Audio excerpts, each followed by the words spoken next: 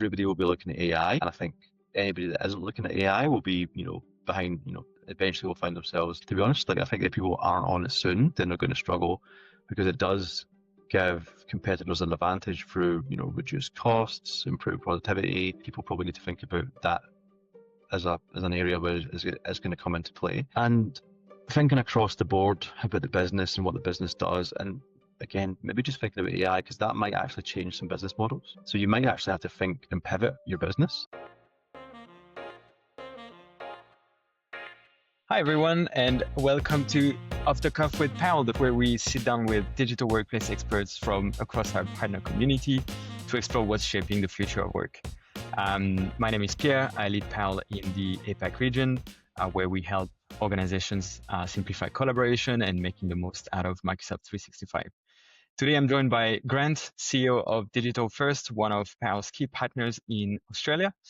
Grant brings extensive experience helping organizations in regulated industries and others really transform their digital workplace while maintaining compliance and driving real business outcomes. The topic we'll explore today is from legacy to leadership, digital transformation strategies for regulated enterprises. Grant, before we get started, do you want to give a quick introduction about yourself? Maybe tell us a bit more about what you guys do at Digital First. Sure. I guess first and foremost, I am Grant McWhirter. I founded Digital First about 10 years ago. As you can tell, we may be in Australia, but I'm not from Australia. It's usually quite clear what we're sort of talking. Our business sort of focuses on, a lot of time it starts with passion, okay? So I've always been passionate in business process and how we help people grow as an organization. You touched on the fact that you specialize in work with digital workplace. That's our space. We play in digital workplace space. We sort of initially founded our own digital strategy and how we work with organizations to just pinpoint exactly where they are in time and how they move forward. We are predominantly a Microsoft organization. That was a choice made because we do work with enterprises and they tend to be the, sort of Microsoft base. That doesn't mean to say we don't work with other systems. We do a lot of integration and system integration around that space as well. As we've moved over in Australia, we've looked at a lot of compliance. We do a lot of record management projects. We also build a lot of power apps and, and business level applications. So we have quite a broad range of skills, but it all sort of fundamentally falls around that digital workplace, how we can help organizations improve their employee experience and in turn improve business productivity and output. So it all sort of comes together in that sort of aspect, but fundamentally those are our principles and how we operate. Awesome. Thanks for the intro, Grant, and great to have you here today with us. To start with my questions, I was wondering maybe to set the scene a little bit. When you look at regulated companies within regulated industries, what does the digital landscape typically look like today? Are organizations still struggling with legacy systems, or are they moving actually faster than we think? I think that there's a sort of balanced question. I think some organizations and areas are moving quite fast, and then others are sort of taking their time. Now, when you talk about compliance and regulation, any sort of change brings that sort of governance question into play as well. So we are seeing a sort of very much a hybrid state. Most organizations have some legacy systems that are stuck on premise or in, data centers that perhaps aren't fully cloud. And, usually there's a portion of their organization that is, inside the cloud. Take Microsoft, for example, most people will be using SharePoint and cloud products, but may also have a large contingent of legacy systems that are on premise and sitting on servers and things. That tends to be something that sort of happened as a result of COVID. Everyone was forced to go into the cloud. I suspect most organizations found that happened too abruptly and they didn't have time to think about it. So that has created a little bit of a sort of technical debt for organizations as well. So there's a lot of dealings around that. Yeah, technical debt is really the sort of biggest thing I think that's been created from that sort of process. And I think a lot of people right now in a really good position where they, everyone's sort of taking a step back, said, okay, well, we were forced to make some decisions. Now we can actually sit down and go, what do we need to do as a business and how do we start moving forward? Going back to the point about compliance and regulation, how people manage their data, making sure data is secure is really important, and how you bring that across into new systems is really crucial to make sure you don't lose anything. And I think certainly in Australia and probably worldwide, we're seeing a lot of instances where data is being impacted by cybercrime, and that's another consideration that plays very heavily in regulated organizations. Yeah, and couldn't agree more with the technical debt and the overall pace of change that companies had to go with during COVID, at the start of COVID especially. And I think Microsoft Teams is a really good example of that. with so many organizations getting onto it without really thinking about the governance guardrails that are needed to operate safely. And now like rolling back these governance changes afterwards. So yeah, good example. And obviously, so legacy technology often comes with, complexity, but also risk, especially within regulated industries. And I was wondering, from your experience, what are the main hurdles organizations face when modernizing their digital workplace? We could probably flow on from that comment of technical debt. I think that fundamentally people need to think about what legacy systems are. It's not just the systems themselves. It's years of employees having to work around those systems to get something achieved. IT, where employees might have installed a system that made their life easier, but it wasn't sort of tracked. And I've done projects in the past where you go into an organization and across the different business areas, they're using 5 different chat tools and they're using 6 different ways to track tasks. So like that's people working around problems to try and solve that transformation, and it causes a lot of issues in the organization.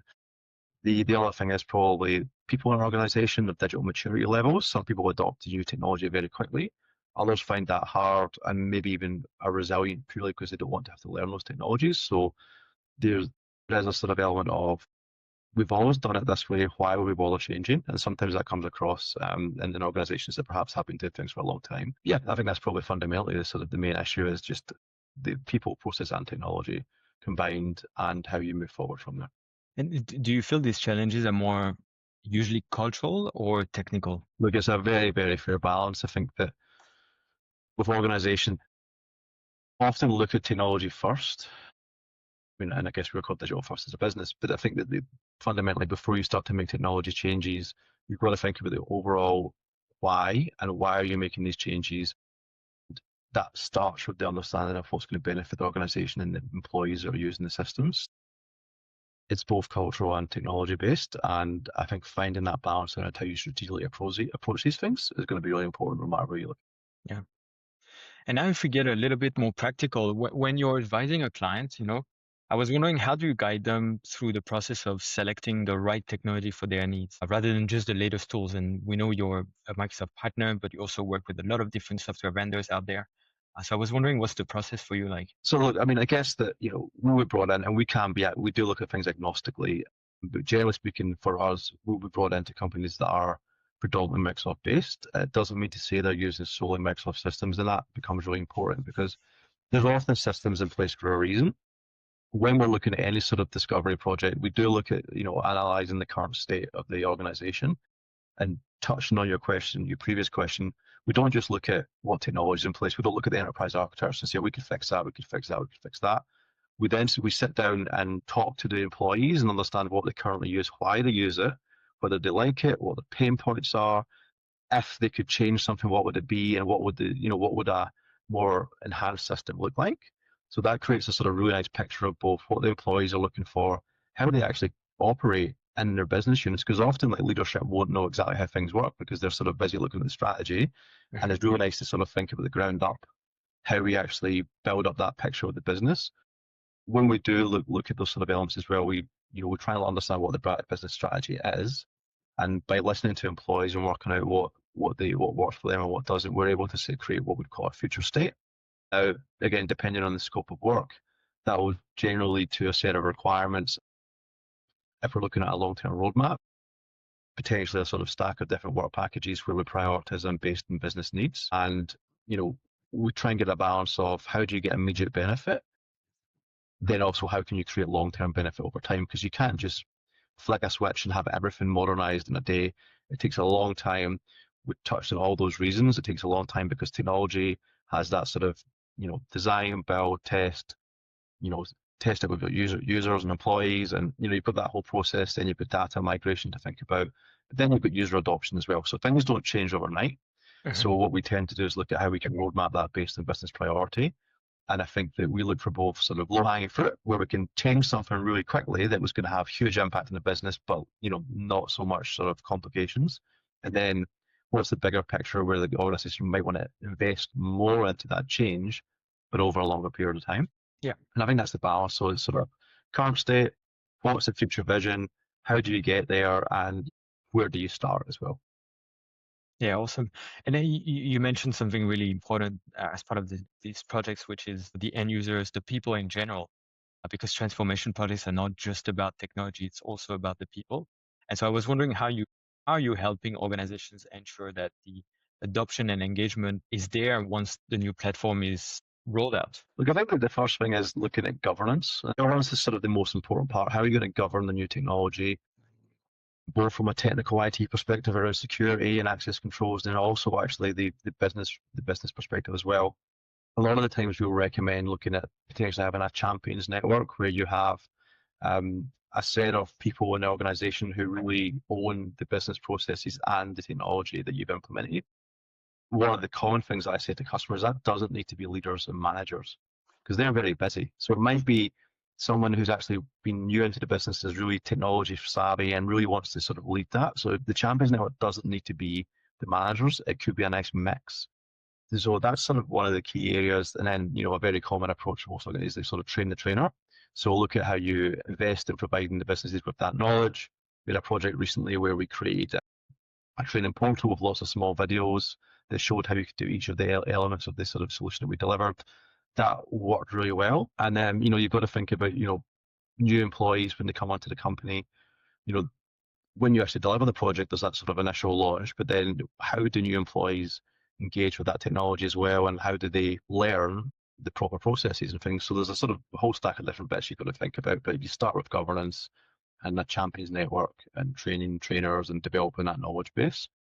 And then, like I think that I find that generally speaking, most successful projects are where, they work with us on an ongoing basis. If Yeah. you sort of take the project, deliver it and put it off, there's a sort of disconnect, and everything evolves, and it's much more viable to customers to sort of keep that connection so that we can help nurture them that journey. If you sort of cut that off, then you lose a real sort of large portion of the knowledge and things of the business as well. Yeah. Yeah, and I completely agree with the approach of having a group of champions. When I look at the many different projects we've seen in Asia Pacific at Powell, and especially on the intranet side of things, which is obviously a space where we do a lot of projects. Some of the most successful projects are projects where the project owner is really picking different champions across the business who are going to be in charge of specific parts of the intranet. And they're really empowered to take care of the content of their own department, of their own business unit within the intranet, but they also own the engagement piece, the visibility with the end users, and making sure that they're all empowered to do so. And that's where projects are more successful rather than having everything centralized in the hands of just a handful of people who are maybe not known across the organization. And that's especially right as the organization get bigger, it gets more and more right, I guess. I think, and it's a respectful comment here within sort of organizations looking at digital workplace. There's a sort of natural feeling that it should be IT that leads those projects. And I think there needs to be a balance because it is business processes and business impact that we're looking at. And it's almost unfair to put that expectation that IT would solely run that. Generally speaking, the most successful projects have a combination, and they have business level stakeholders who are much more engaged with what the business needs to do, and IT to support that technology. I mean, there's a common theme in our conversation right now, which is people and technology, and in that scenario, it's the business owners plus the technology owners coming together and working together. And if you have one rather than both, there tends to be a skew in the result as well. And that there's a much better result when you work in collaboration with the business and technology. So yeah, I think that sort of resonates with me a lot. Yeah. Obviously, if we look at the space of really regulated industries, so we're talking about financial services, healthcare, aged care, public sector as well, for example, but there are many others that I'm forgetting here. They often face, strict compliance and governance requirements that they have to comply to. And I was wondering, how can these organizations innovate and stay agile without falling foul of regulations? I think that, first and foremost is about understanding what you need to comply with and developing a strategy for that. Now, that could be around data and data loss. There are lots of compliance tools out there that can help support that. If we look at our space, there's obviously Microsoft Purview, where you can look at sensitivity labels, data loss protection, and start to create a plan for how you implement that as a sort of initial sort of governing tool. I think that data is probably primarily the thing that you're trying to protect in these organizations. So there, you really need to have that clear governance approach for data. I mean, I know there's other elements, but I think if we're realistic, it is about the data that we're trying to secure. And a lot of the times, the future state needs to be really clear about where that is. I mean, I think a great one in Australia is data sovereignty. So making sure your data centers are in Australia. It's a small example of a much bigger piece, but that in itself is a really important part. And we see that come through a lot of the public sector tenders and things, is that data sovereignty is such a high component. And then also things like where your support space, is it based in Australia? Is it a hybrid model? There's a lot of considerations around the partner you're engaging with and making sure that you're engaging with a partner who really has worked in that space before. The other thing is just understanding what the compliance requirements around specific business areas are. So if you take, for example, one of the things we work with a lot is sort of document control. There's a lot of sort of elements where you have specific workflows, and it's easy enough just to say, hey, we can do approval, and you switch a button and the approval works. But the reality is that in an enterprise organization with compliance, the approval has to follow the business process, and that needs to be ironed out first. Then we can start to look at, okay, your process requires a manager, an approver from compliance, and then an annual review of the documents. So then you put that into the workflow. So that's about business process, making sure the business process is correct. Then you start to look at how you implement the technology to align with that compliance level as well. Awesome. Beyond just the systems and processes, I was wondering what your views are on what role does leadership play in successful digital transformation? Are there any like typical behavior or organizational cultures that consistently support success? Very tough question. I think it's balanced, and you see some organizations where there's a really proactive, visionary approach to strategy, and then some are sort of somewhere in the middle, maybe a bit more risk adverse. I think there's probably a really nice balance in those two approaches. If you take a really visionary, we're going to turn everything into AI tomorrow sort of approach, then that goes back to that roadmap. You could come unstuck quite quickly. Whereas you could be too risk averse and miss out on opportunities for the business.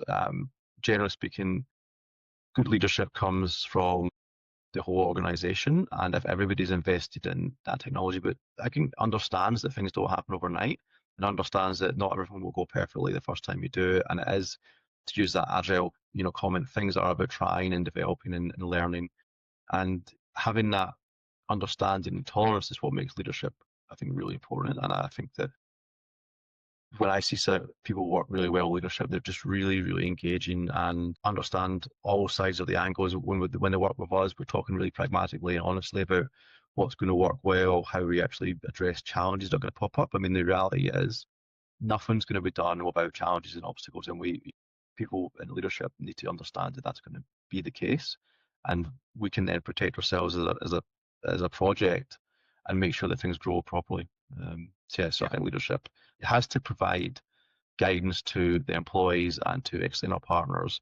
If that leadership and vision isn't there, then things start to come unstuck. Yeah, absolutely.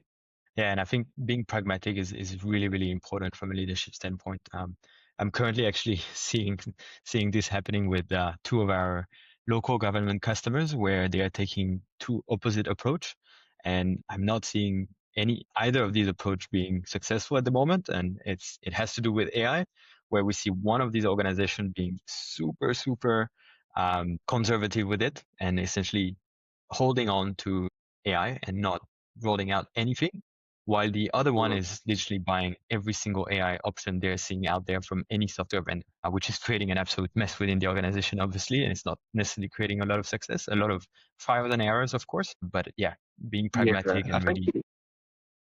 If you go back, that's a really good point, and I think that, there's a lot of talk about AI readiness, and we touched on data being one of the biggest considerations in organizations that are highly governed. You've got to be aware of what AI is able to read in your organization, and that's where things like Microsoft Purview and proper access controls and security come into play. Governance tools, I know that Powell's got some governance tools as well that organizations use. I think that that's really important, that if you're going to start using AI, you have to understand what it's reading. I know there's a whole sort of an area of topic, which is ethics and AI as well. That has got to come into play, and I think that if you're saying there's sort of the polar opposites in organizations, fundamentally, probably they need a balance, and it needs to be around how do you ensure your data, but also at least take a leap and try things out, pilot, run pilot projects, see what works, what doesn't work. Again, go back to a point, nothing will work perfectly first time. But if you pilot things and you take a really sort of, rigid approach, whether you're being risk averse or very innovative, you're going to get like that sort of balance, I think. Yeah. And while we're on the AI topic, I guess we'll get it out the way so that we talk Yeah. about AI. I was wondering, because AI is really seen as the next big enabler of digital transformation, business processes, and so on and so forth. And I was wondering, what's your recommendation when you work with a customer to really take advantage of these innovations, but responsibly and without creating new compliance risks? Look, it's the same theme that we've talked about for the last 20 minutes or so. It is about understanding the governance, what your requirements are. Then for AI in particular, the data and how you manage your data. If the data isn't correct or isn't managed properly with access controls and you're protecting the information that's sensitive, that is primarily the biggest component of AI, because the minute you release AI, it's going to be able to access your data. So I think that's the first thing. That number one, put up your fences in an organization, make sure you're protecting your data. Then when we look at productivity, look, there's a million tools out there, and you're seeing a lot of sort of small subject matter specific companies with like, hey, we will do this one thing for you. And then you've got platforms like, let's name them all. So you've got Microsoft, but you've got, Google as well. It's not just one organization that has a platform where you can develop tools internally and roll out business tools. I think that in my experience, there's a lot of talk about vibe coding and how you can do everything in 4 hours. The reality is that might work for small businesses, but if you want to implement AI at an enterprise level, still the same software design lifecycle. You still need to work out what you do. Yes, you can use Agile, 100%. I mean, that it doesn't change the fact that you can do that, but you really need to think about what you're trying to design. Flips back to the business purpose, because you can get too easily engrossed in, oh, this is cool, let's do this, and this is cool, let's do this, without thinking, do we actually need this? What benefit are we going to gain from this? Yeah. Is it just because it gives us something fun to do? And I'm guilty of that, but I keep that as a personal project. I think that if you're going to bring that into an organization, you have to be really clear. Think of it like a software service that you're bringing into your company. What are the business benefits? How are we going to implement this? How are we going to roll it out? What's user adoption strategy? These things all fall into AI, and I think that I've seen some organizations do this really, really well. I've seen others, as you mentioned, that perhaps don't quite grasp that concept. Ultimately, you're learning your lesson either way, but I think that treating it like a proper implementation rather than just jumping into it and asking an AI to create a new process. Look, there'll be plenty of examples of where that has worked really well. So I'm not saying it doesn't work, but if we were to approach it with a customer, we'd be looking at it as a proper software implementation and treating it as we've always treated those sort of projects.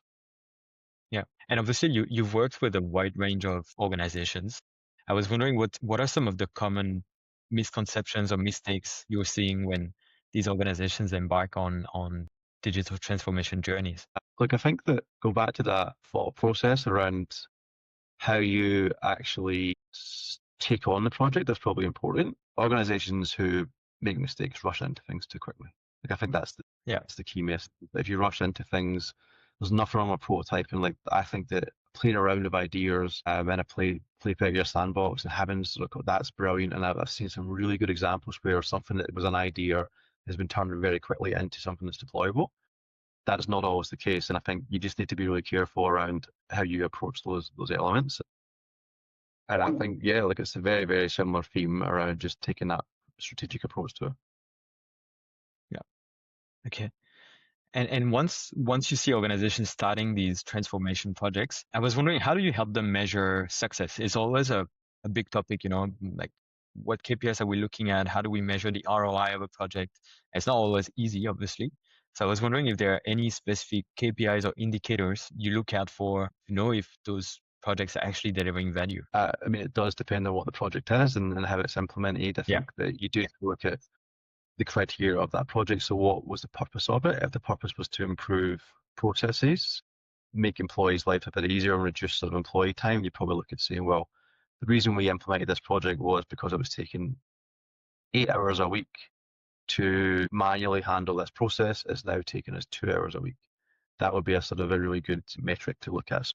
That's one example. There's the sort of key global examples where you'd be looking at user adoption, have people been able to adopt this new technology easily. And then overall, are you benefiting from the investment you made? You know, is there a business saving? I mean, a lot of projects, you know, one of the fundamental things will be to either reduce cost or to improve profitability. So those are sort of some of the key business metrics that leadership would probably look for. But I think, you know, you need to look at the specific metric. You know, what is the purpose of this project? What are beyond financial, what ROI are we actually looking for? It's sort of a hard question to ask to sort of cover specifics, but I think at a broader level, user adoption and you know, you can do things like feedback forms, and you can actually survey. You could, you know, you can look at rolling out comms to employees and trying to gather that information as well. So you could, one of the things that we have done in the past is look at sort of digital maturity. So we have a digital maturity assessment, which we will often use with an organization where we will actually send roughly about 50 questions to an organization, which will give us a benchmark for where they are. You know, what we did was we looked at a lot of academic reports and we sort of created a benchmark across 5 key areas.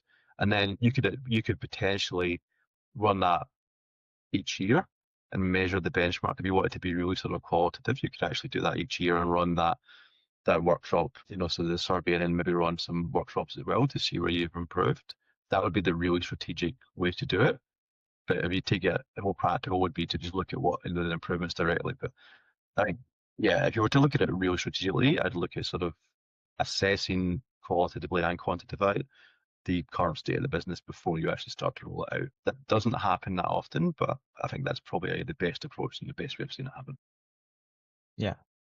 Yeah, I've asked that question to a couple of partners recently, and I think the key takeaway for me is really, you know, establishing the objectives of the project before the project starts and really measuring what are the current pain points, what are the current challenges.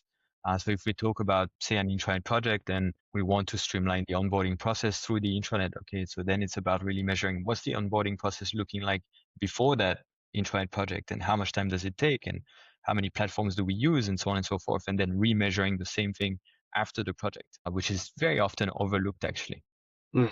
So yeah, that's really the key takeaway. And I was wondering for IT, but also business leaders listening, when they think about digital transformation over the next 3 to 5 years and even beyond, maybe, what should they keep in mind? You know, is it more tactical in terms of solving today's challenges, or more shaping how work is done tomorrow, and then more strategic, obviously? Well, I think that recently I sort of was thinking about our business and what is our sort of values and what do we achieve. And, you know, the comment I came up was that, you know, at the end of the day, our goal is to help businesses prepare for tomorrow.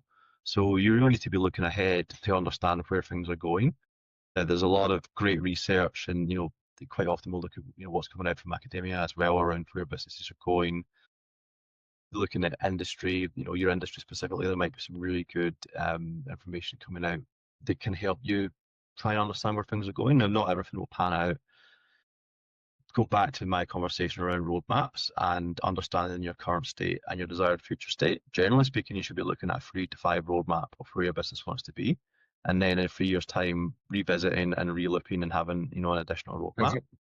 So again, things don't change overnight. Now, everybody will be looking at AI, and I think anybody that isn't looking at AI will be, you know, behind, you know, eventually will find themselves, you know, out of the game, to be honest. Like, I think if people aren't on it soon, then they're going to struggle, because it does give competitors an advantage through, you know, reduced costs, improved productivity.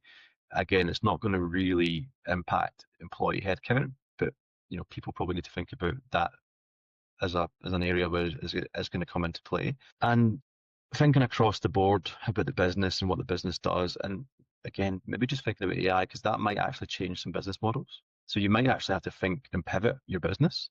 Now, I don't know how true that is across all industries, but certainly most sectors, there are people in those sectors who are looking at pivoting that business model and actually moving into different directions. And that may also be a consideration for businesses, is like, you know, will our business model still be applicable in 5 years' time? That's a Yeah. very different conversation, but definitely something that probably plays a part. Yeah, definitely. And I mean, pivoting a business is bringing another question to my mind. It's really around, as we see these legacy systems being replaced over time, how can these organizations make sure that the solutions they choose and implement remain flexible for whatever comes next? So if they need to pivot, how is it going to be flexible and how are they going to be able to pivot quickly? So when you talk there, the first thing that came to my mind was a very common conversation in projects, which is configuration over customization. And generally Yeah. speaking, we will look to build solutions where it's easily configurable for employees so that there's not a technical overhead of having to always bring in external people to do major changes. So how you design and build your solutions, your technology will be about how much do we really want to invest in custom technology over platforms that can be really easily configured and easily sort of adopted to low codes is becoming really popular across all businesses and startups and areas like that. So I think that, considering those sort of solutions for business problems is a really useful way to look at it. I am not against customization either. If you've got a really specific business need and customization, you can do that, but you've got to remember that when you're doing that, you have to account for the fact that major changes will bring a price point to it that is probably higher than low code. I don't think either are bad. There's positives and negatives to both approaches, but you just have to understand what your approach is. And I think that will help future-proof your direction if you're sort of growing the business as well. And if you think you can have lots of changes, you just need to think what kind of changes might those be, and are they things that could be handled with low code, or are they sort of quite sophisticated integrations and analysis. And again, we're going to see AI come into that as well quite aggressively, I think, in the future. Yeah. Awesome. Look, Grant, it's been awesome chatting. I've got a couple of wrap-up questions for you. But before that, I was just wondering, is there any topic we haven't talked about that you wanted to talk about today? Any word of wisdom? I don't know if I can say anything I say is words of wisdom, but I think we've covered a lot here today, Pierre. I'd just comment and say that there is a lot of common themes in the questions that we've talked about. There is that strategic component where you want to think about where you are now and where you're going to go and how you actually approach that. And, I know that the theme of this is sort of data, regulated organizations. I think the data governance is probably something people really need to think about, both from you moving from legacy into new environments, and then also, as we touched on, if people are looking to become, increasingly involved in AI, that's one of the major things from a sort of compliance perspective as well. Yeah, absolutely. I couldn't agree more with this. AI is bringing a lot of governance discussions out there, so yeah, couldn't agree more. All right, so quick fire questions before we wrap up. I was wondering if there was one buzzword we could retire today, which one would it be for you? Agile. Agile? Love it. Awesome. If digital first was a superhero, which one do you reckon it would be? I don't know, Spider-Man. Spider-Man? Nice. And what's one tool, can be software, can be hardware, can be anything, that your team couldn't live without? We couldn't live without Microsoft Cloud because our whole business is based on that model and we operate entirely in the cloud. We have some systems outside of Microsoft, but 90% of our operations is based on Microsoft. Yeah, same thing here, and especially Microsoft Teams for myself, but also my coffee machine. Look, Grant, thanks so much for sharing all these insights, from moving beyond legacy systems to choosing the right technology. I think there's a lot that listeners can take away today. Before we sign off, can you share, our listeners, where can they follow your work at Digital First and keep up with insights on your projects? Yeah, sure. So our company website is Australia-based, so it's digital-first.com.au. I'm sure you can probably take my name. I'm pretty sure my LinkedIn is /Grant McWhirter, all one word. We've got a fair few social media platforms. All of those are linked from our website, so you can probably access those from our website. And it's probably the sort of basics, yeah. Awesome. And of course, stay tuned for, more Off the Cuff with Powell episodes. Thanks so much for being here with us today, Grant. Thank you, no problem. Thanks for inviting me.